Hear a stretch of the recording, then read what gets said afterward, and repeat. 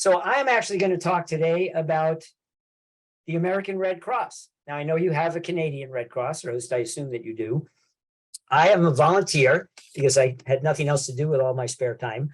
So I created a position at the Red Cross where I am a blood specialist, blood community outreach specialist, blood services community outreach specialist. And my job is to give talks about the urgent need for blood.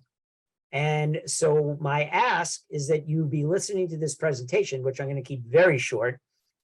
But keep in mind organizations where I can speak. So this could be any business like a Lunch and Learn. It could be a Kiwanis Club, a Rotary, a Seroptimus, a Moose Lodge, some kind of fraternal organization. Because my job is to get the word out and get more people to donate, because the donation, the percentage of people in the United States, and all of the facts and figures that I'm going to give you pertain to the United States of America. So it's not all of North America, it's just the US. The giving rate is atrociously low.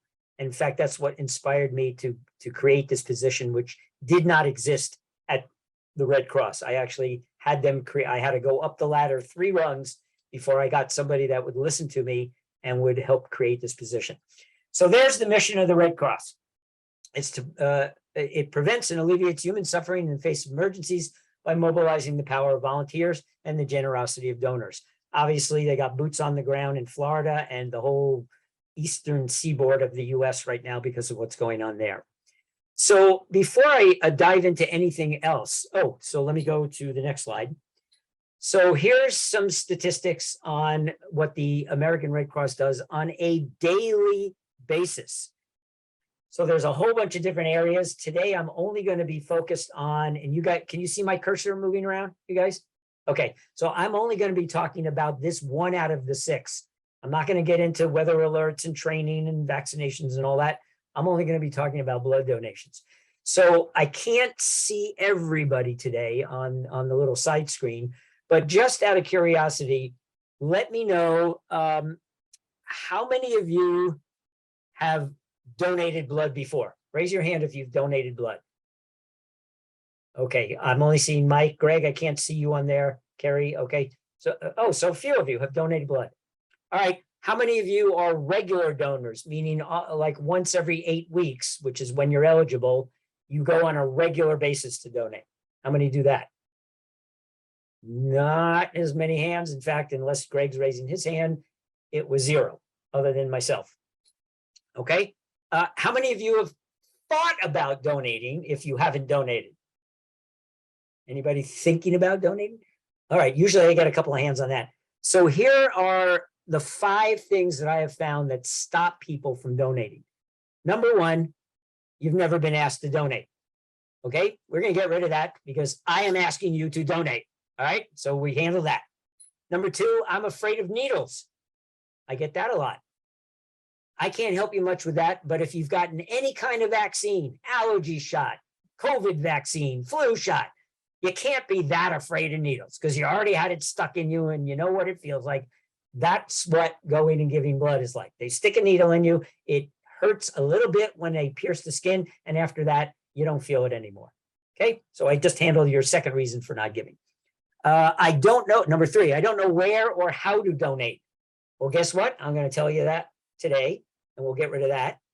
The other way you can find out is just look up Canadian Red Cross, Google it. You'll find offices near you where you can go donate, and you can find blood drives themselves, and you can go donate there. Number 4 reason, this one I cannot help you with. You're ineligible. You either weigh too much or too little. You've had malaria, you have leukemia, you've had some kind of cancer, you've traveled to a certain country, you've had a brain graft, you've had a tattoo, blah, blah, blah, blah. Lots of reasons for making people ineligible. That one I can't help you with. I could say lose weight, gain weight, don't travel, but that ain't going to work. So can't help you with number 4. And number 5, it's inconvenient and or it takes too long. The answer is no. Total time to donate, counting driving there, driving home, the actual process itself and spending 10 to 15 minutes in the canteen with free food, free snacks, and free drinks. And then sometimes you also get free swag. Like this is one of my t-shirts in my collection. I got this when I just donated a couple of weeks last month.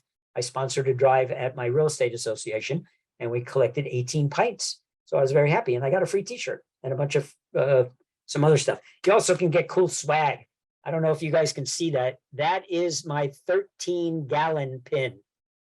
I got that after donating my 104th pint, which equals 13 gallons. I'm actually up to 105 donations now, and I give every 8 weeks. So it's not inconvenient and it doesn't take long. All right. So that's a little bit of background. Hopefully I'm inspiring a few of you to at least think more about going. Those of you that have given, maybe you'll give more regularly. And those of you that do give regularly, yay, thank you very much for doing that. All right, the need. Every 2 seconds, someone in America needs blood. And 82% of that blood is collected at blood drives. So blood drives themselves, sponsoring one.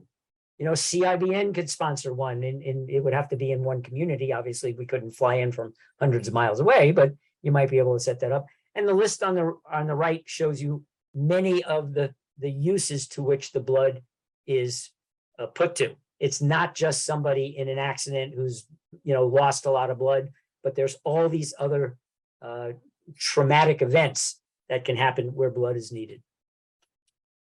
The Red Cross in the total United States does about 500 blood drives a day, divided by 50 states. That's about 10 blood drives per state, per day, all day long. 4.5 million blood donations, 1 million platelet donations, and this comes from nearly 2.6 million volunteer donors. So lots of people are giving, but it's atrociously low, which I'll get to in a minute.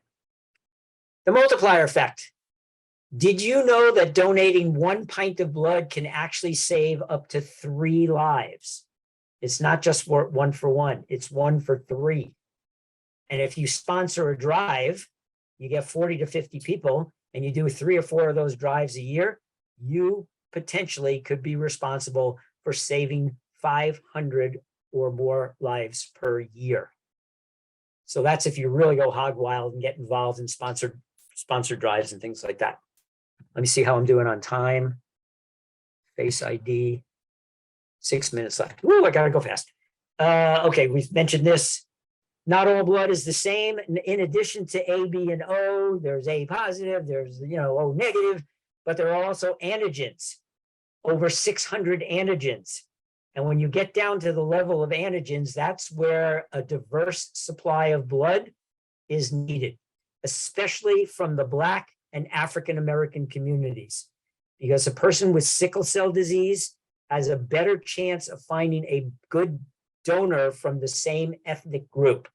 And if they don't get those antigens, it's like having the password to log in, but it's case sensitive. So you might have, you know, I love myself 69 exclamation point, blah, blah, blah. And that was not my password, so don't worry about it. But if you put a capital I, it may not take it. It's the same way. Person that has sickle cell, if they don't get a match that's consistent, that has pretty much the same antigens, then they might reject that blood, or it might cause them extreme pain, and it's not helpful. So we've got to increase the diversity of the people that are giving. Here it is again, affects approximately 100,000 Americans, 1 out of every 365 Black or African American births exhibit the sickle cell trait. Doesn't always mean they get sickle cell, but they're more likely to. So it's something to keep in mind. And you can see a single sickle cell patient may require up to 100 pints of blood a year. That's like going in every 3 days to get a whole pint of blood put in you because you're in extreme pain, maybe even have some organ failure. It's constant because blood products are perishable. They can't be manufactured. As far as I know, there's no 3D printer that can print out blood yet. We can print out houses. We can print out ghost guns, you know, plastic guns that people can kill each other with. We haven't figured out a way to print out blood yet. So keep that in mind. It is perishable and we need to keep it supplied over and over and over. Here's a little thing about the process. So you go online, you find a drive, you pick the date and the time when you want to go, and you register. It gives you a whole bunch of information. You also can get something in the United States. We have something called Rapid Pass, which means the day of my donation, I can complete the form at home, print out the Rapid Pass, and save myself 15 minutes of time when I get there and not have to do all that. They just scan it. It has a QR code on it. They scan it and they go, okay, we're all set. Let's go. And then they stick me and start taking out blood. All right. They take a little bit of a health history. They do your blood pressure. They take your temperature. They do a little stick in your finger and do a hemoglobin test. I actually got rejected once because my hemoglobin level, that's your iron, was low. And I didn't even realize this. My doctor told me, oh, yeah, let's do a blood test. She looked at my blood and said, oh, yeah, you're anemic. You're mildly anemic. So start eating a lot more spinach. Well, I started doing that. And then I got like, I'm not like Popeye. So I got a little sick of the spinach after a while. So I started taking a 1 a day iron pill. And then I found out I was too high. So now it's Monday, Wednesday, Friday. And I take 3 iron pills a week. And I am exactly in the middle of the scale of where you should be. I'm totally normal on my iron now. So I haven't been rejected any time since starting that. They ask you your weight and your height and your eye color and all that kind of stuff.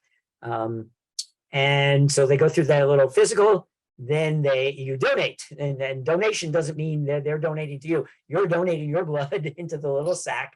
It takes about 5 minutes from the time they actually stick the needle in you until the needle is pulled out. It was only about 5 minutes. There's some prep, and then you got to hold your arm and put it up like this, and then they put a Band-Aid on, and they tell you to not take a shower for 4 hours. I don't shower for a couple of days, so it's fine. That was a joke. Mike laughed. Thank you very much. Maritza smiled. Betty Ann's probably doing some multitasking over there. Sorry, Betty Ann. I'm just messing with you. Okay, and then you get refreshments. Whoops, let me go back. Whoa, too far. You spend 10 to 15 minutes. They want you to drink some more stuff. And then I always, steal a couple of packs of mini Oreos and just for plane rides and things later on. And then you always get a little badge. You can get a little badge that says, be nice to me. I gave blood today. And I wear that when I come home. I stick it right in front of my wife and show her. I said, be nice to me. I just gave blood.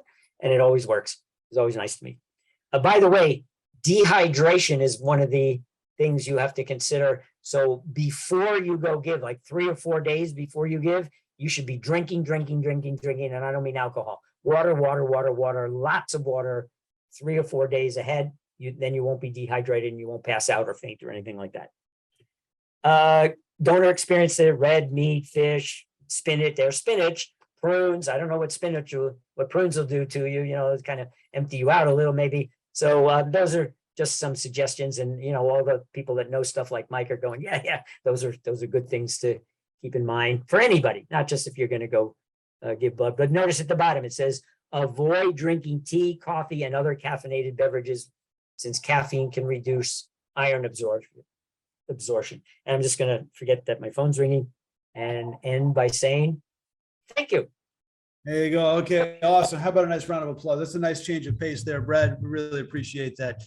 The last time I gave blood was when COVID first happened. They said, well, you give us the blood, we'll test it for COVID back when it had to be a blood test. So this is great, Brad. Yeah, I really appreciate that because, sometimes it's beyond business that we get together for. Yeah, you guys, you know what I do. You know who I'm looking for. Some of you, might have people you can refer me to for podcasts. Podcasts are the best thing for me right now as far as getting the word out. But I need more speaking engagements on this. And as you see, it was 15 minutes. I could do 30, or I could keep it to 15. 15 to 20 is, then I don't have to rush quite as much. I took out a bunch of slides. But my goal is, if I can get one more person to donate, then I'm fulfilling my mission as far as my volunteer work goes. And so if you guys can get me speaking engagements to talk to other groups, moms groups, book club, I don't care who the F it is, just any group of like 5 or more people, I'm happy to get online and do this. And like I said, it takes 15 to 20 minutes total. And people hopefully walk away inspired to donate. If they can't donate blood, you can donate money and you can donate time. You can actually volunteer at the Red Cross. They need people at the at the places where they give to do the intake, like it's always these young kids that are getting hours for school. You can do that, and you can donate money to the Red Cross. They are always in need, and they're one of the best organizations in the world as far as the percentage of donation that goes to actual services and not into somebody's pocket.